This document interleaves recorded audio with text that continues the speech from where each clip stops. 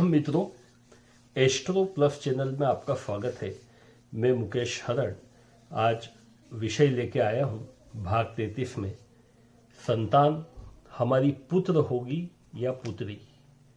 जन्म कुंडली में पुत्र होने के क्या योग है, जन्म कुंडली में पुत्री होने के क्या योग है, ये हमारा आज का विषय है। इसके बारे में भी बहुत सारे प्रश्न पूछे जाते हैं, तो आज मैं ये विषय लेकर के आपके सामने हाजिर हुआ हूं। तो जन्म कुंडली संतान हमेशा पति और पत्नी दो से होती है, इसलिए पति या पत्नी की जन्म कुंडली मतलब दोनों की कुंडली से हम विचार करेंगे। पति की कुंडली से भी विचार कर सकते, पत्नी की कुंडली से भी विचार कर सकते और दोनों की कुंडली से भी हम विचार कर सकते हैं कि हमारी होने वाली संतान पुत्र होगी या पुत्री होगी। तो अब मैं बात बताऊंगा आपको कि किस प्रकार से योग बनते हैं, क्या इसमें कंफ्यूजन कहाँ पे आएगा और कहाँ पे आप क्लियरिटी आपको रहेगी। तो हमको ये ज्ञान होना चाहिए कि सम राशियाँ कौन सी कहलाती है और विषम राशियाँ कौन सी कहलाती है। सम राशियाँ कहलाती है वृषभ, कर्क, कन्या, वृश्चिक, मकर और मीन, मतलब जिनको सम अंक दिया गया है। ये स्त्रीलिंग राशियां है। ये राशियां कौन सी है? स्त्रीलिंग। इसी प्रकार से विषम राशियां कौन सी कहलाती है?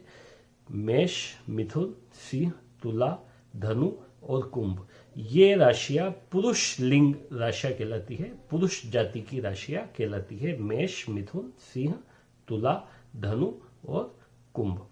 अब संतान का भाव हमारा पांचवा भाव होता है। ये हमारी लग्न कुंडली, यहां से हम गिनेंगे तो 1, 2, 3, 4 और 5। इस पांचवें भाव में सबसे पहले हम ये देखेंगे कि कौन सी राशि है, 2, 4, 6, 8, 10, 12 है या 1, 3, 5, 7, 9, 11 है, मतलब विषम राशि है या सम राशि है। ये सबसे पहले हमको देखना है।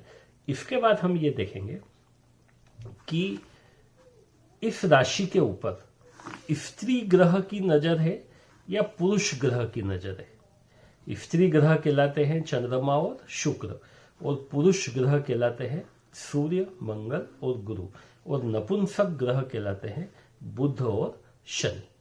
तो ये ज्ञान भी हमको होना चाहिए कि स्त्री ग्रह इसके साथ में है या पुरुष ग्रह इसके साथ में है या कोई ग्रह इसके साथ में नहीं है, केवल राशि है यहाँ पे। मतलब इस राशि के ऊपर नजर किसकी है, चंद्रमा की नजर है या शुक्र की नजर है या खुद बैठे हैं चंद्रमा या शुक्र, या इस राशि के ऊपर सूर्य बैठा हुआ है या मंगल बैठा हुआ है या गुरु बैठा हुआ है या सूर्य मंगल गुरु की इस पे नजर है। भले मंगल की चौथी दृष्टि हो, भले गुरु की 5वीं दृष्टि हो, भले गुरु की 9वीं दृष्टि हो, भले गुरु की मंगल की 8वीं दृष्टि हो, मतलब दृष्टि कौन सी है, कौन से ग्रह की दृष्टि है, उसको भी हम देखेंगे।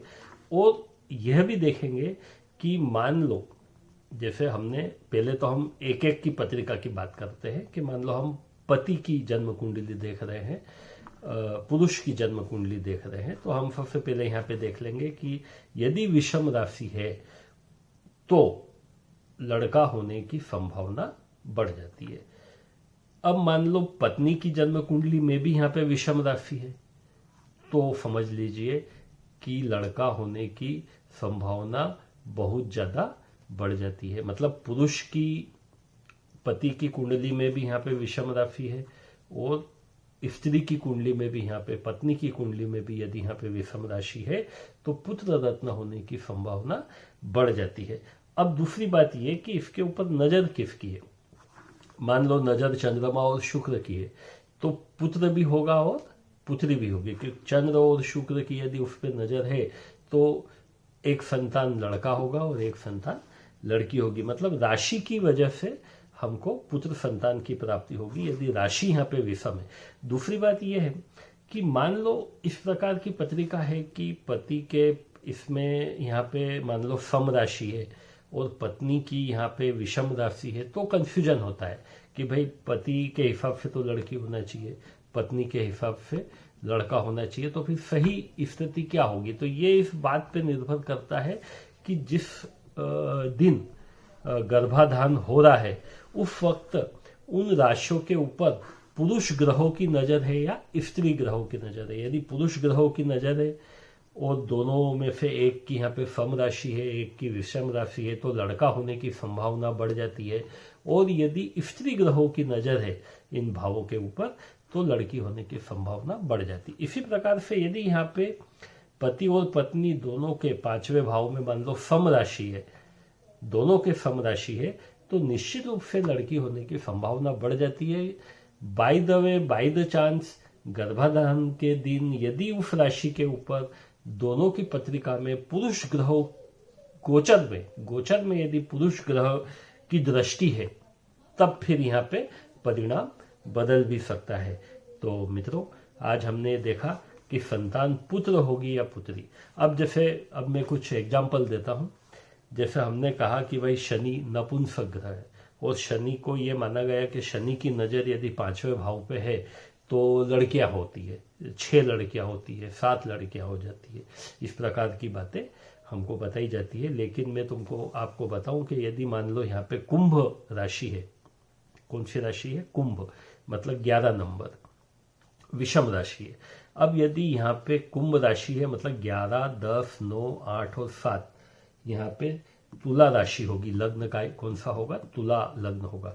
तो तुला लग्न वालों के लिए यहाँ पे जब कुंभ राशि आएगी और उस पर यदि शनि खुद बैठा है या शनि की तीसरी नजर है या शनि की उस पर 10वीं नजर है या शनि की उस पर 7वीं नजर है, दृष्टि है, तो निश्चित रूप से पुत्र रत्न की प्राप्ति होती है। कारण क्या? ये कुंभ राशि है और शनि कौन सा ग्रह है? नपुंसक ग्रह है। अब मान लो यहाँ पे कुंभ राशि है और इसके ऊपर मान लो खुद शनि यहाँ पे विराजमान है, साथ में मान लो इसके ऊपर मंगल की दृष्टि है। किसकी दृष्टि है? मंगल की दृष्टि है। अब मंगल भी पुरुष ग्रह है और शनि खुद यहाँ पे बैठा है कुंभ राशि में, तो निश्चित रूप से पुत्र रत्न की प्राप्ति होती है। अब मान लो यहाँ पे शनि है, कुंभ राशि है यहाँ पे और शनि है और चंद्रमा और शुक्र की इसके ऊपर दृष्टि है। किसकी दृष्टि है? चंद्रमा की भी दृष्टि है या शुक्र की दृष्टि है या शुक्र की भी दृष्टि है और चंद्रमा की भी दृष्टि है, तो निश्चित रूप से एक पुत्र प्राप्त होगा और एक कन्या प्राप्त होगी। क्यों? क्योंकि चंद्र और शुक्र किसको देंगे? स्त्री ग्रह है, तो वो लड़की को देंगे, लड़की का तुम्हारे यहाँ जन्म होगा। और शनि कुंभ राशि का यहाँ पे तुमको पुत्र देगा। तो इस प्रकार से मान लो यहाँ पे मिथुन राशि है, 3 नंबर है यहाँ पे, और बुध की इस पे नजर है या बुध खुद इस यहाँ पर बैठा हुआ है। 3 नंबर कब होगा? 3, 2, 12, 11 और 3, 2, 1, 12 और 11 कुंभ लग्न। अब कुंभ लग्न में यहाँ पे 3 नंबर है, 3 नंबर है और बुध की यहाँ पे दृष्टि है।